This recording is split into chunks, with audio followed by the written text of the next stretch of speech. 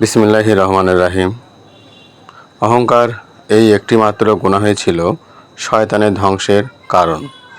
আল্লাহ তাআলা যখন আদম আলাইহিস সালামকে সিজদা করতে ফেরেশতাদের আদেশ দিলেন, সবাই সিজদা করল, কিন্তু ইবলিস অস্বীকার করল অহংকারের কারণে।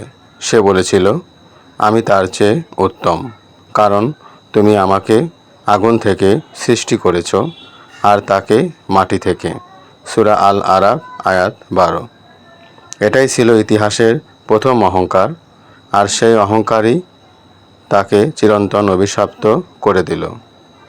রাসূলুল্লাহ সাল্লাল্লাহু আলাইহি সাল্লাম বলেছেন, যার অন্তরে সরিষার দানার সমান অহংকার থাকবে, সে জান্নাতে প্রবেশ করতে পারবে না।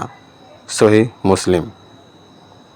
অহংকার মানে শুধু বড়াই করা নয়, বরং অন্যকে তুচ্ছ মনে করা, নিজের অবস্থান নিয়ে গর্ব করা, এমনকি সত্য কথা গ্রহণ করতে অস্বীকার করাও অহংকারের অন্তর্ভুক্ত। মারিফাতের দৃষ্টিতে অহংকার হলো রূহের অন্ধকার।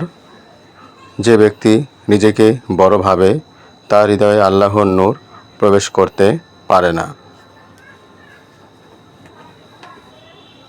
কারণ আল্লাহ বলেন, আমি অহংকারী ও আত্মগরিমাপূর্ণদের ভালোবাসি না।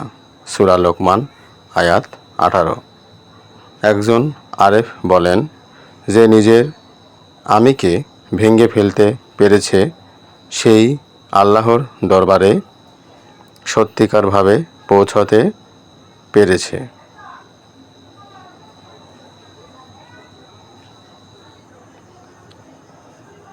তাওয়াজ্জুহ বা বিনয় হলো আল্লাহর নিকটতার সেতু।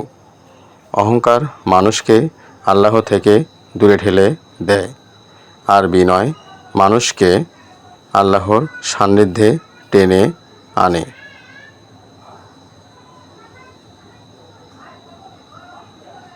তাই আসুন নিজের অন্তরটা পরীক্ষা করি, কোথাও কি গোপনে অহংকার বাসা বেঁধে আছে? যদি থাকে, তাহলে তাওবা করি আজই। কারণ অহংকারের পরিণাম শুধু দুনিয়ার অপমান নয়, আখিরাতের চিরন্তন ক্ষতি।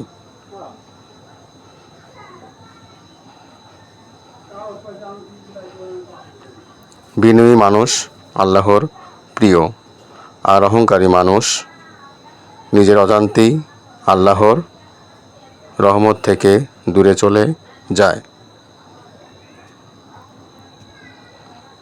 আল্লাহ আমাদের সকলকে অহংকার থেকে বাঁচিয়ে বিনয়ী বানিয়ে দিন। আমিন।